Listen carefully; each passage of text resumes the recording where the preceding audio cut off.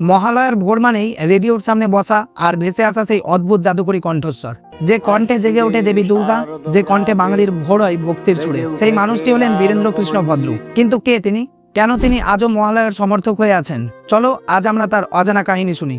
1888 সালের 4 আগস্ট কলকাতার বুকে জন্ম নেন বীরেন্দ্রকৃষ্ণ ভদ্র। ছোটবেলা থেকেই তিনি ছিলেন ভীষণ মেধাবী। শুধু পড়াশোনা নয়, সঙ্গীত, নাটক আর আবৃত্তিতেও তার প্রতিভা ছিল অসাধারণ। তার পরিবারের মানুষজন বুঝতে পেরেছিলেন এই ছেলেটির কণ্ঠে এক বিশেষ জাদু আছে।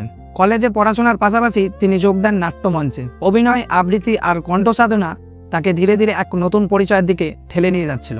তখন রেডিওর যুগ আসছে। কলকাতা রেডিও স্টেশনে প্রতিদিন নতুন নতুন অনুষ্ঠান হচ্ছিল। বীরেন্দ্রকৃষ্ণ ভদ্র সেই সময় রেডিও নাটক আর আবৃত্তির জগতে প্রবেশ করেন। তার গলা ছিল গম্ভীর অথচ স্পষ্ট।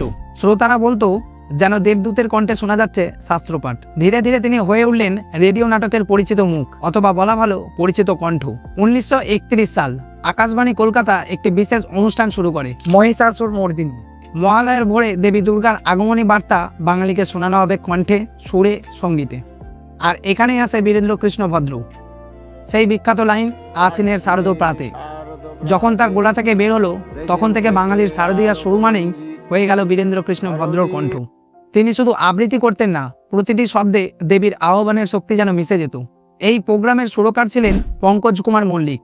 আবৃত্তি, সঙ্গীত আর সুর, এই তিনের মেলবন্ধনে জন্ম নিল এক অমর সৃষ্টি, যা আজও কোটি কোটি বাঙালির আবেগের কেন্দ্রবিন্দু। ভাবুন তো, তখন টেলিভিশন নেই, মোবাইল নেই, ইউটিউব নেই। মানুষের একমাত্র ভরসা ছিল রেডিও। আর সেই রেডিওর ভোরবেলা ভেসে আসা ভদ্রের কণ্ঠ ছিল এক অদ্ভুত অনুভূতি।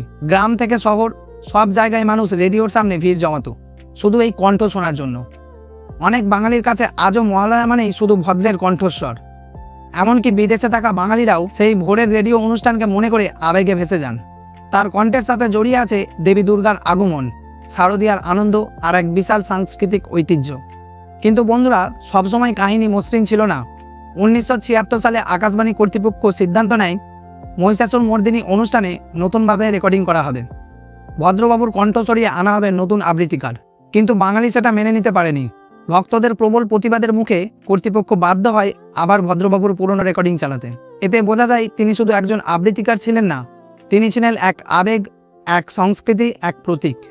বীরেন্দ্রকৃষ্ণ ভদ্র 1985 সালে প্রয়াত হন, কিন্তু মৃত্যুর পরও তিনি জীবিত, প্রতিটি মহালয়ার ভোরে, প্রতিটি বাঙালির মনে। আজও ভোরবেলায় যখন তার কণ্ঠ ভেসে আসে, তখন মনে হয় তিনি আছেন, তিনি আমাদের মাঝেই আছেন।